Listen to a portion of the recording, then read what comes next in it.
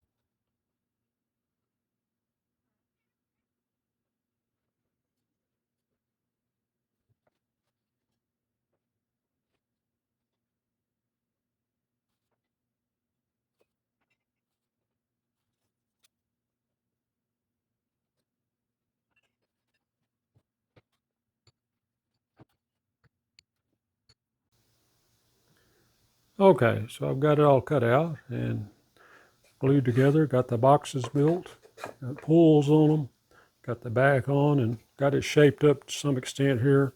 Got everything made pretty nice, well even and smooth. So now I'm going, this is a rough box. Now I'm going to shape all these drawers and all these corners, even this, like I've done the others. I like the way that makes them look. So that's what my next step is. I'm gonna take my Dremel. I got that flex shaft Dremel. I really love using that for these things. And I'm gonna clean this up and round it off and give it a more organic look. And then I'll put a finish on it. And hopefully this mahogany will stand out a little better. It's kind of a plain looking mahogany. Hopefully it'll look a little better with the finish on it. But we'll see. So let me get to work on that. I'll shape it up and see what I can make it look like. Okay, so there we go. I'm going to call that finished. Drawers work really nicely. This one needs maybe a little bit of sanding. It's got a little bit of a catch there, but not much. The mahogany finished out okay, not as nice as it generally does. It's just a little different piece from a different part of the tree or a different part of the world. There's different mahoganies. It's still a nice looking wood, but it's not as pretty as I'm used to it being. It's finished on the back with rosewood. That was just another piece of scrap I had laying around I need to use up. But it's a very hard wood, and I had a lot of trouble shaping it right there, but I got it done. And it wanted to raise the grain right there in that area over and over again. I had to sand that because it always felt rough when you felt it. But I've got that all smooth and looking right, and feeling right. So anyway, that's this one. He calls this a pod box. And my wife suggested a clock face. I'm thinking about doing this again and putting me a clock right here. I may do that if I can round up the material. And just, clocks are kind of passé now, but I like making the little clocks. I've done several of those. So anyway, if you like that, hit the like button. If you're not subscribed, hit the subscribe button. I've got a few more of these I'm going to do, and some of my own ideas I'm working on in the background, in the back of my head. And see if I can come up with something original. And maybe just as unique, because definitely these are unique. I will say I've built several boxes, as you can see the videos, with these types of configurations. And to this point, every one I've taken down to my consignment shop has sold, except the last one, which I took today. So yeah, these boxes like this. Other boxes sell a little bit, but not like these, I guess because they're unique and very unusual. And so this one, I'm thinking either to sell it, or my wife has said something about wanting to keep it for herself, or it may be a gift for someone. So I'm not sure at this point if I'm going to sell it or give it away. But anyway, if you like that, hit the like button, like I said, and subscribe if you're not, so you can see the next boxes I make like this. I'll be moving on from this series before too long because I'm going to run out of ideas, about out of his patterns that I want to do. I think there's one or two more in that book I might try, but I'm going to try something on my own, out of my own head, I think, here pretty soon. So thanks for watching, and hope to see you in the next video.